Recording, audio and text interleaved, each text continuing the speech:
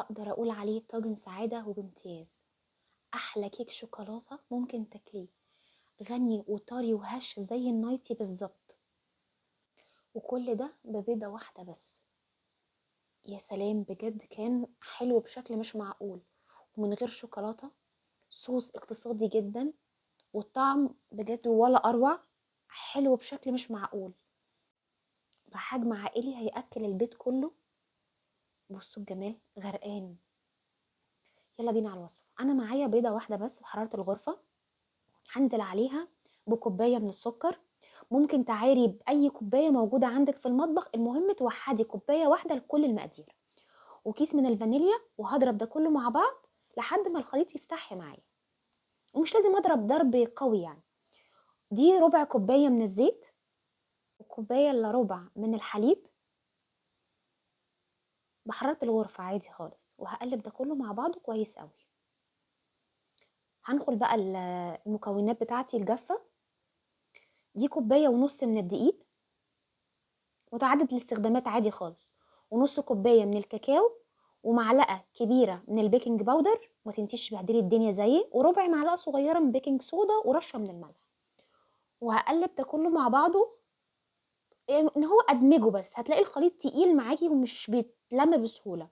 انا محتاجة هنا المكون بقى اللي هيدي الهشاشة والطعم الحلو ده. اوعي ما تحطيهوش. دي نص كوباية مغلية من المية، مغلية. وهقلب ده كله بسرعة بسرعة مع بعضه. بس كده الكيك بتاعنا خلص. عايزه اقول لكم الميه المغليه دي سحر. شايفين السمكه كريمي كده في ايديكي. هنزل بقى في القالب بتاعي، انا دهناه هنا زيت، زبده، اي حاجه. وهنزل بخليط الكيك فيه على فرن متسخن على درجه حراره 180. تمام. عايزه اعمل بقى الصوص بتاعي. هنزل ب3 معالق من الكاكاو الخام، اهم حاجه يكون كاكاو نواته كويسه. ونص كوبايه من الزيت، ونص كوبايه من الحليب، ونص كوبايه من السكر. سهل كده، مفيش اي حاجه معقده. وهضرب ده كله بالخلاط، هاند بلندر، اي حاجه. الكيك طلع معايا من الفرن، انا اديته خرم، يا ريتني ما خرمته الخرم ده.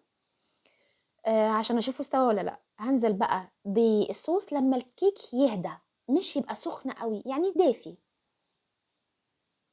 وغرقه بقى كده زي ما انتوا شايفين، حاجه كده. وانا بقى اديته رشه اسبرينج اللي هي شوكولاته.